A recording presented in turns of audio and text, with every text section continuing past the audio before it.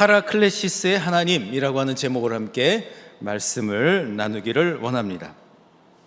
우리 예수님께서 부활 승천하신 이후에 이 땅 가운데 교회가 생겼습니다. 교회가 세워졌죠. 초대교회에는 많은 교회들이 있었습니다. 그런데 예루살렘 교회, 로마 교회, 빌립보 교회 이런 많은 교회들이 있었지만, 그런데 그 모든 교회들을 통틀어서 이 고린도 교회만큼 하나님이 많은 축복을 주신 교회가 드물지 않나 하는 생각이 듭니다.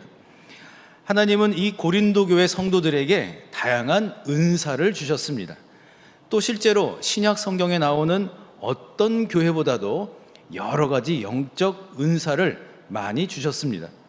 그런데 이 교회가 사실 완전할 수가 없잖아요.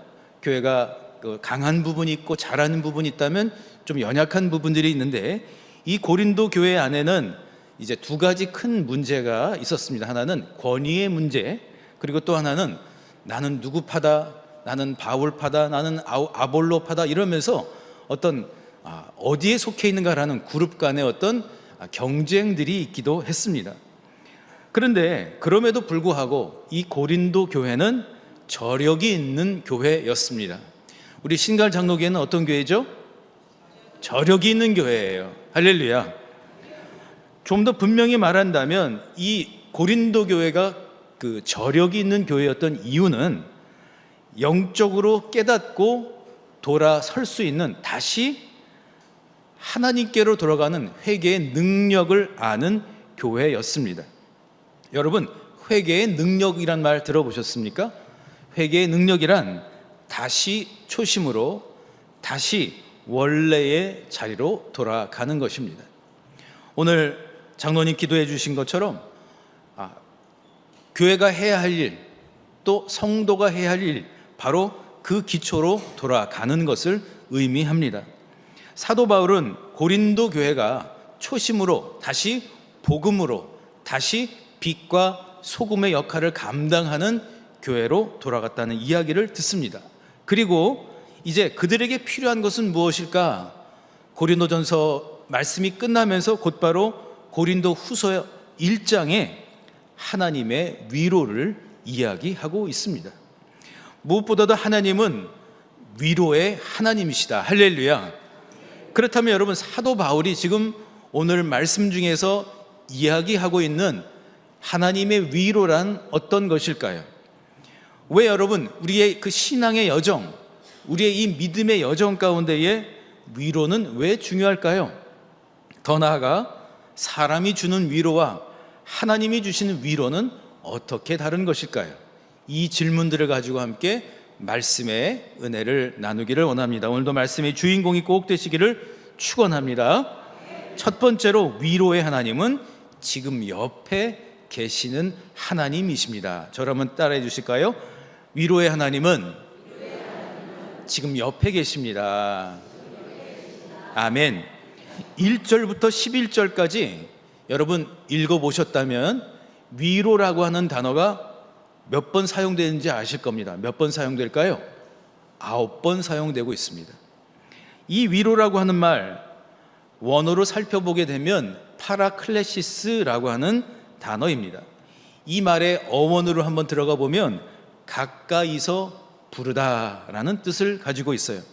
그러니까 하나님이 위로의 하나님이시다라고 할 때 그 뜻은 하나님이 믿는 자들의, 그 백성들의 삶 바로 그 자리에 오셔서 함께 이름을 불러주시며 함께해 주신다는 뜻입니다. 사도 바울은 고린도 교회 성도들에게 자신의 삶에서 위로의 하나님을 만난 것을 간증을 하죠. 바울은 함께 복음을 전했던 이들과 환난을 여러 차례 만났습니다. 바울이 만난 그 환난은 참 여러 가지 일들이었어요. 그런데 그 환난을 만날 때마다 사실은 이 바울의 속마음 가운데는 이러한 어려움이 있었다는 거예요. 8절에 보면 이렇게 기록을 해요.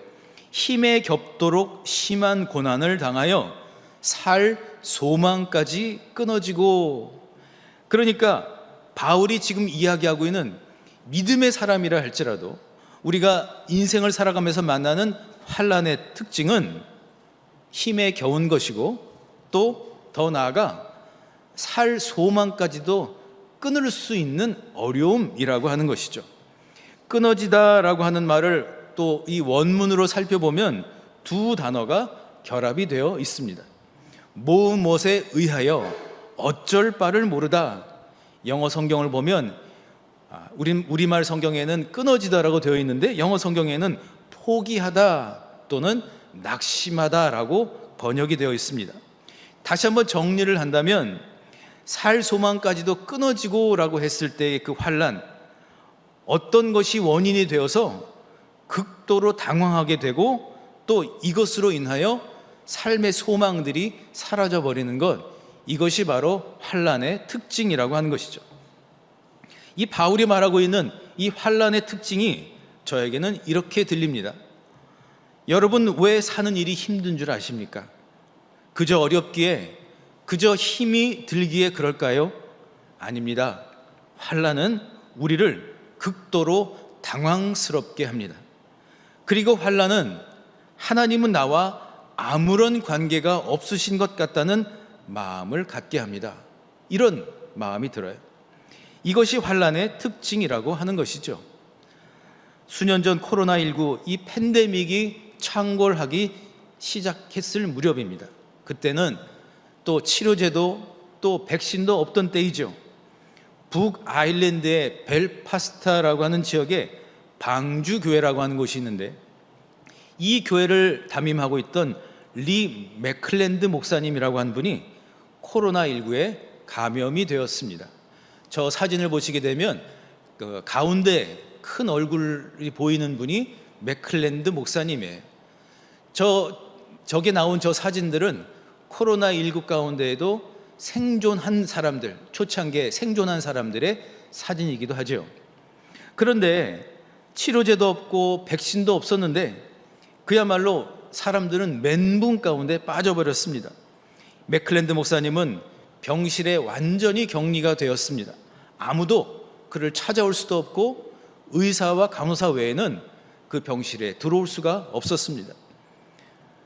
간혹 의사가 오긴 하지만 철저히 혼자 지내야 하는 시간입니다. 온몸이 찢어진 것처럼 아픈 근육통이 있었습니다. 근데 몸이 아픈 것보다도 더 당황스러웠던 것은, 더 힘들었던 것은 혼자 있다는 생각 때문이었습니다. 이 사람이 여러분 언제 가장 힘들까 생각을 해보면 혼자라고 생각될 때 아닐까요? 누구도 내 마음을 알아주지 않는 것 같고 누구도 내 편이 되어주지 않는 것 같고 내 상황을 어느 누구도 알지 못한다고 하는 마음이 들 때에 사람은 외롭다 또는 그것이 가장 견뎌내기 힘든 시간일 거예요. 이 맥클랜드 목사님은 혼자서 견뎌내야 한다는 그것이 힘든 어느 날 밤에 호흡 곤란과 극심한 근육통을 이제 겪고 있었습니다. 괴로웠습니다. 막 힘이 너무 들었어요. 그래서 절규하듯이 하나님께 간절히 부르짖었습니다. 하나님, 저를 살려주세요. 하나님, 저 이대로 이렇게 제 인생이 끝나버리는 건가요? 하나님, 저 이렇게 혼자 있는 시간이 너무나 힘이 듭니다. 이렇게 기도하다가 지쳐서 잠이 들었습니다. 아침이 되었습니다. 잠결에 아직 잠이 깨지 않아서 눈을 살짝 떠보니 누군가 병실에 들어오는 겁니다. 간호사도 아닙니다. 의사도 아닙니다. 가만히 보니 병실을 청소하러 온 청소부였습니다. 청소를 마친 그 사람은 자신이 누구인지를 소개합니다. 그 청소부는 알고 보니 14년 동안 나이지리아에서 선교 활동을 한 은퇴한 선교사님이셨습니다. 그 선교사님, 그분은 맥클랜드 목사님에게 이렇게 말을 하며 나갑니다. 주님이 주시는 마음입니다. 주님이 이렇게 전하라고 하세요. 하나님은 지금 당신 옆에 계십니다. 그러니 두려워하지 마세요. God is with you right now, right here.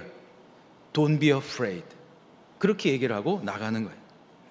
여러분, 우리가 평상시에 별로 어렵지 않거나 편안할 때는 하나님이 당신 옆에 계십니다, 그러니 두려워하지 마십시오라고 한 말이 얼마나 큰 위로가 됐겠습니까?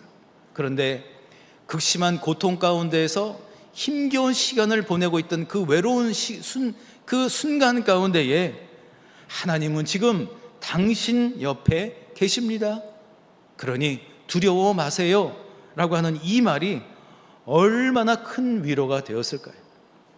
맥클랜드 목사님의 눈에서는 눈물이 쏟아지기 시작을 합니다. 혼자서 사투를 벌이고 있다고 생각을 했는데 하나님이 옆에 계셔서 위로해 주고 계시다라고 하는 그 생각이 점점 마음을 편하게 만들어 주었습니다.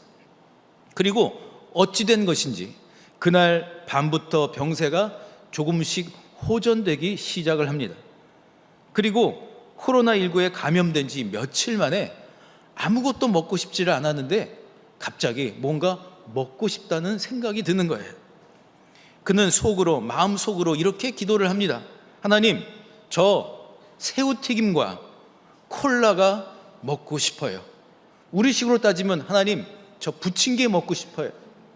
하나님, 저 김치도 좀 먹고 싶어요. 뭐 이런 거죠. 그렇게 기도를 했는데 아무도 찾아오지 않는 병실에 그 청소부인 선교사님이 들어온 겁니다. 그런데 그의 손에는 뭔가 작은 누런 봉다리가 들려 있는 거예요.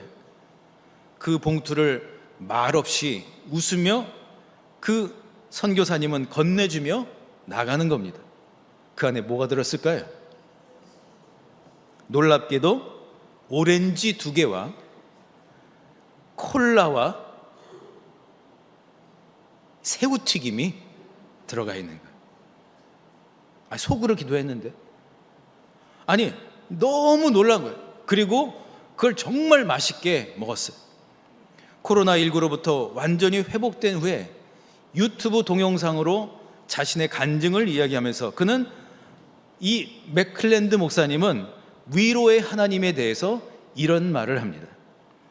하나님의 위로는 삶의 구체적인 증거로 나타나는 위로입니다.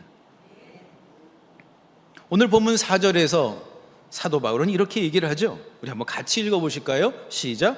우리의 모든 환난 중에서 우리를 위로하사 우리로 하여금 하나님께 받는 위로로서 모든 환난 중에 있는 자들을 능히 위로하게 하시는 이시리로다. 아멘. 저희 딸아이가 며칠 전에 연락을 좀 자주 하라고 했더니 이제 생각이 깊어졌는지 우리가 갖고 있지 않은 사진, 전혀 기억을 하지 못했던 2009년도, 10년도쯤에 찍었던 사진들을 몇 장을 보내온 거예요. 거기 보니까 수염도 참 제대로 깎지 않은 제가 논문 쓴다고 이렇게 지내고 있던 그 시절에 가족들과 함께 이렇게 딸과 또 아내와 셋이 이렇게 웃고 있는 모습이 있었어요. 근데 그 사진을 보면서 문득 들었던 생각이 있습니다.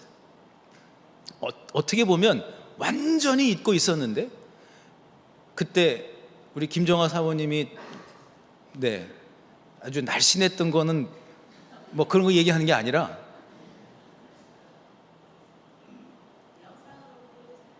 없어요. 궁금하면 나중에 보세요. 보여달라고 그러세요.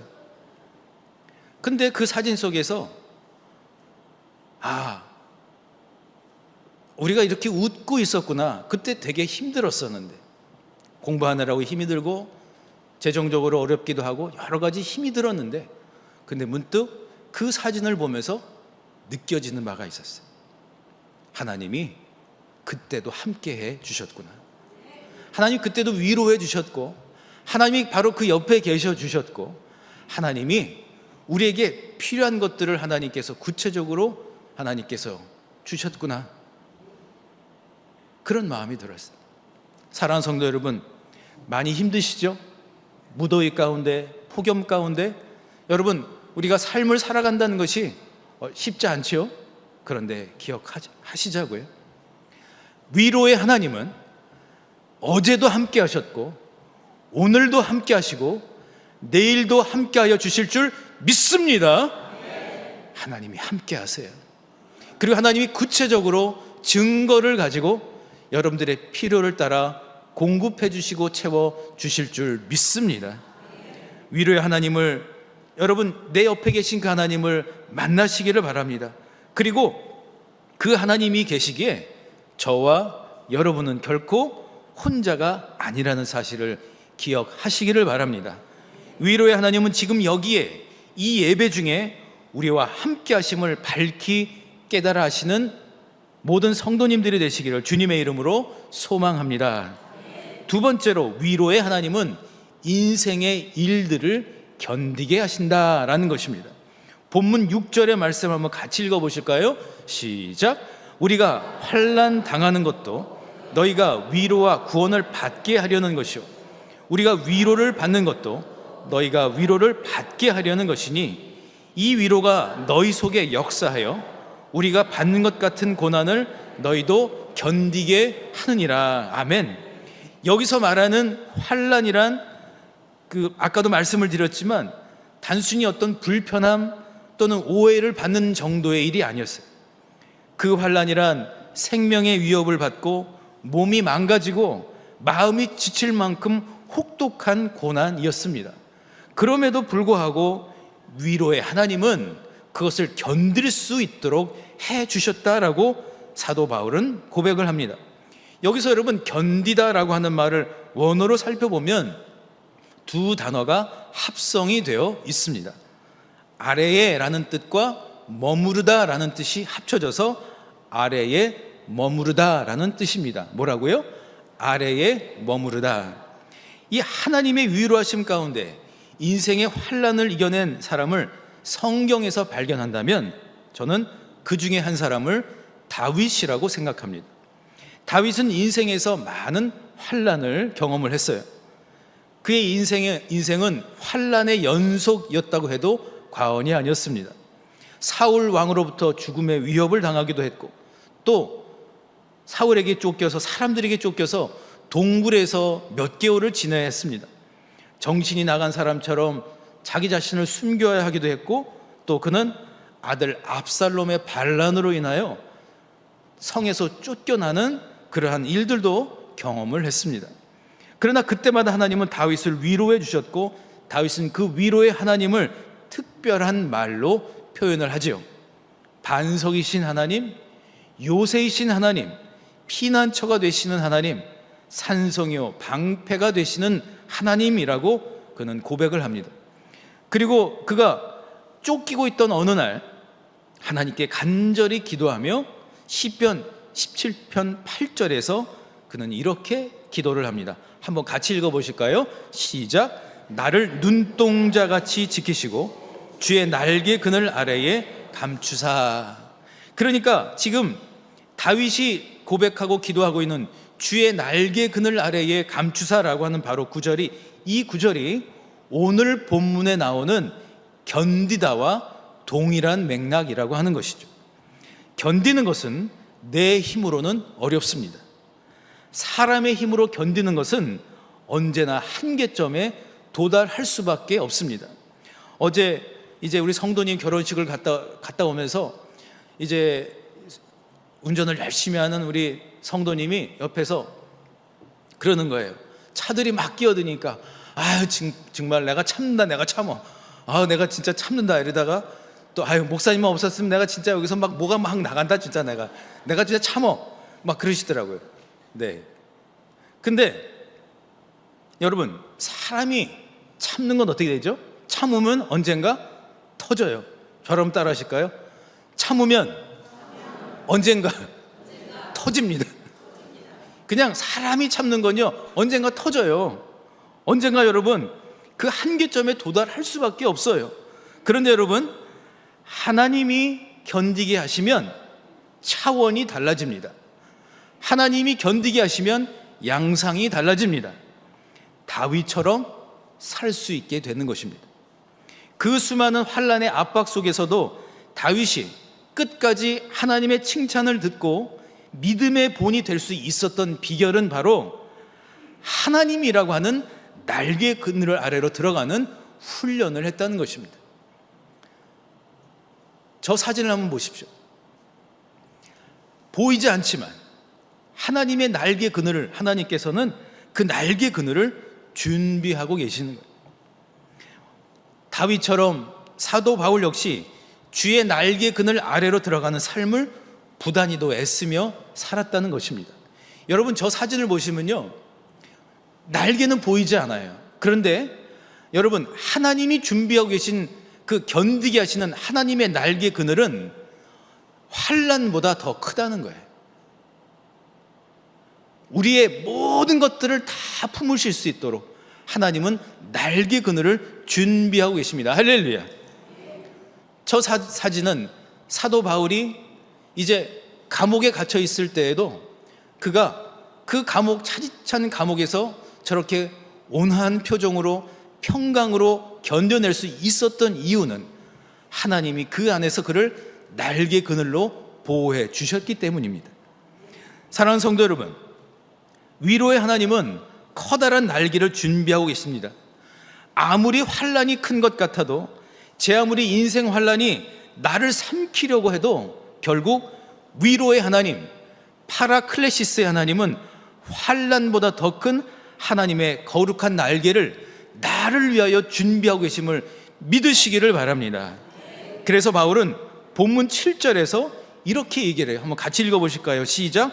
너희를 위한 우리의 소망이 견고함은 너희가 고난에 참여하는 자가 된 것 같이 위로에도 그러한 줄을 알미라. 아멘.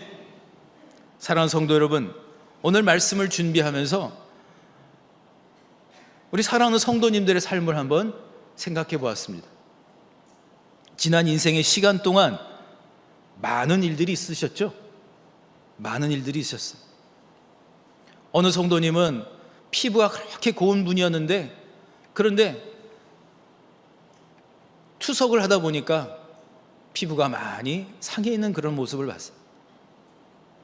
여러 가지 일들 속에서 사실 돌아보면 지금보다 훨씬 더 어렸던 때가 많이 있지 않았습니까? 그런데 아니, 비교할 수 없을 만큼의 환난 또한 있지 않으셨습니까? 그런데 그때마다 하나님은 함께 하셨고 위로해 주셨고 견딜 수 있도록 해 주셨습니다. 사람의 힘으로는 도저히 할 수 없었을 것입니다. 그러나 위로의 하나님이 함께 하셨기에, 그리고 그 날개 그늘 아래로 피하며 하나님의 도움을 구하며 살았기에 지금까지 올 수 있었던 것 아닐까요? 이제는 여러분, 혼자가 아니고 위로의 하나님이 함께 하심을 여러분 기억하시기를 바랍니다. 더 나아가 하나님께서 날개 그늘 아래로 다 들어오라고 하세요. 그리고 그 날개 그늘 아래에서 힘을 축적하여서 엘리야처럼 하나님이 준비하신 그 날개 그늘 아래에서 먹고 마시고 그가 40주야를 끝까지 하나님의 크신 계획 가운데에 그가 호렙산을 달려갈 수 있었던 것처럼 하나님의 그 보이지 않는 크신 계획 가운데로 나아가실 수 있기를 주님의 이름으로 축복합니다. 끝이 아닙니다. 하나님께서 준비하고 계십니다. 크리스찬의 삶 가운데는 은퇴란 없습니다. 여러분, 옆에 계신 분께 은퇴가 없는 분이세요 라고 좀 알려주시기 바랍니다. 은퇴가 없는 분이십니다. 자꾸 은퇴한다고 그러지 마세요. 자꾸 그만둔다고 하지 마시고, 하나님의 계획 가운데는 은퇴가 없어요.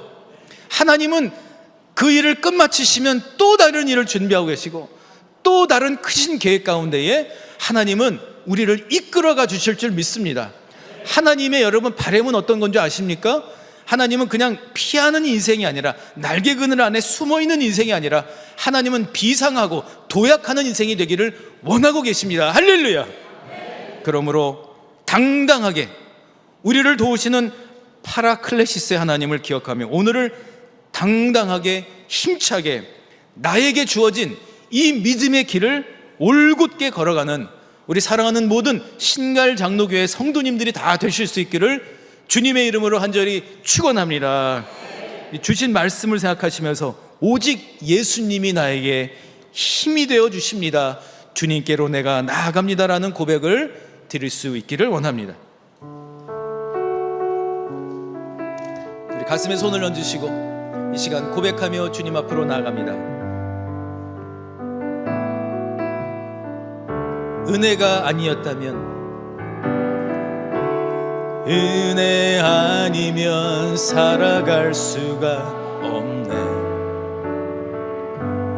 호흡마저도 다 주의 것이니 세상 평안과 위로 내게 없어도 예수, 오직 예수뿐이네. 우리 처음부터 다시 한번 고백하며 나갑니다. 은혜와 위로가, 은혜 아니면 살아갈 수가 없네. 호흡마저도 다 주의 것이니 세상 평안과 위로 내게 없어도 예수, 오직 예수뿐이네. 크신 계획 다 볼 수도 없고 작은 고난에 지쳐도 주께 묻기 나의 모든 삶 버티고 견디게 하시네. 크신 계획, 크신 계획 다 볼 수도 없고 작은 고난에 지쳐도 주께 묻기 나의 모든 삶 버티고 견디게 하시네. 은혜 아니면, 은혜 아니면 살아갈 수가 없네. 나의 모든 것 다 주께 맡기니 참된 평안과 위로 내게 주신 주 예수, 오직 예수뿐이네. 참된 평안과, 참된 평안과 위로 내게 주신 주 예수, 오직 예수뿐. 여러분의 목소리로만 참된 평안과,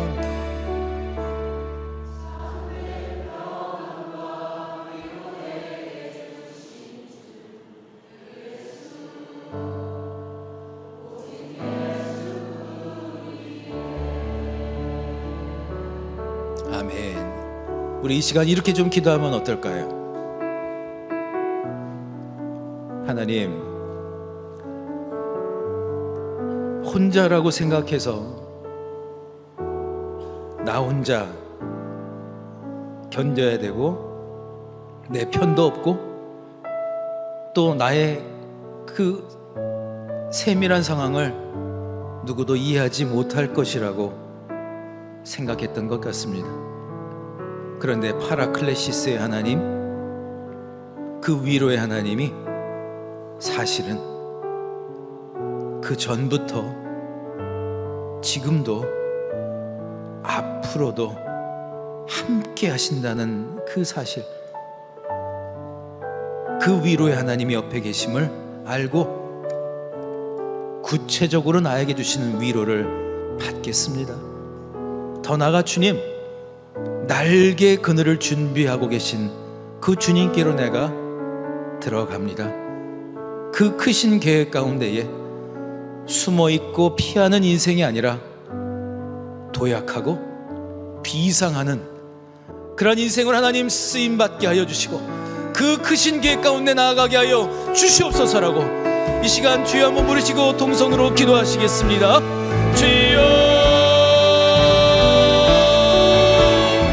주여. 사랑하는 성도님들, 아버지 하나님, 위로의 하나님께서 함께하여 주시는 알게 하여 주시기를 원합니다. 그 하나님이 그 전에도 계셨고 지금도 계시고 또 앞으로도 계실 것이라고, 그 파라클레시스의 하나님이 우리 사랑하는 성도님들의 편이 되어주시고, 주님 세밀한 환경을 이해하여 주시고, 또 그 하나님께서 구체적으로 동행하여 주시고 구체적으로 함께 해주시는 증거를 보여주시기를 원합니다.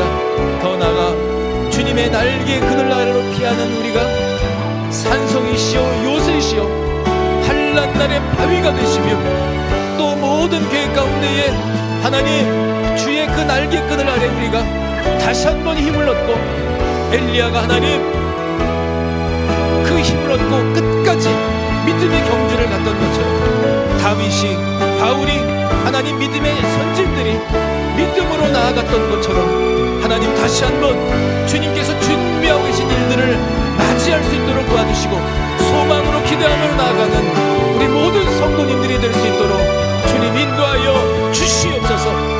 끝난 것이 아니라 새로운 시작이 기다리고, 아버지 하나님 마친 것이 아니라 또 다른 차원으로 나가는 인생임을 알게 하여 주셔서 세대의 세대를 뛰어넘는 아버지 하나님 가정이 될 것이고, 세대의 세대를 뛰어넘는 교회가 될 것이고, 세대의 세대를 뛰어넘는 아버지 하나님 공동체가 될 것임을 믿는 믿음으로 주님의 날개 그늘 아래에서 하나님 지혜를 얻고 힘을 얻고 나가는 우리 모두가 될 수 있도록 주님 인도하여 주시옵소서.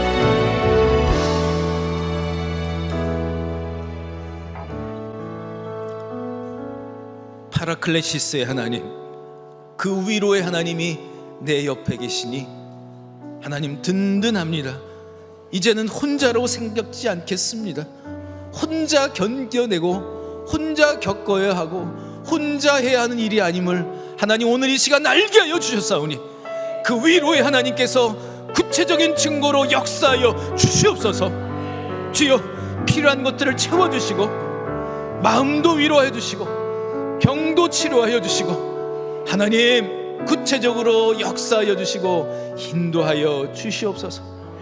주님의 날개 그늘 아래서 샘을 얻게 하여 주시고, 하나님은 나의 요새가 되어 주시고, 하나님은 환난날의 산성이 되어 주시고 피할 바위가 되어 주신다라고 하는 믿음의 고백이 있게 하여 주실 뿐만 아니라, 엘리야가 주님의 날개 그늘 아래에서 그가 샘을 얻고 끝까지 주님 사명 감당했던 것처럼 끝날까지 주님이 부르시는 그날까지 사명자로 살게 하여 주시옵소서. 주신 모든 사명들이 끝난 것이 아니라 새로운 차원으로 나아가게 하시고, 아버지의 새로운 도약이 있게 하여 주시고, 새로운 비상이 있는 하나님, 귀한 하나님 모든 일들이 되게 하여 주실 줄 믿사오니 끝까지 동행하시고 끝까지 함께하여 주시옵소서. 이제는 우리 주 예수 그리스도의 은혜와 하나님의 크신 사랑과 성령의 교통하심, 파라클레시스의 하나님, 지금 이 자리에 구체적으로 역사하시는 그 하나님과 더불어 주님의 날개 그늘 아래 새 힘을 얻고 비상하고 도약하는 인생 살기로 다짐하는 모든 주의 백성들 위해 지금부터 영원토록 함께 하시기를 간절히 축원하옵나이다. 아멘.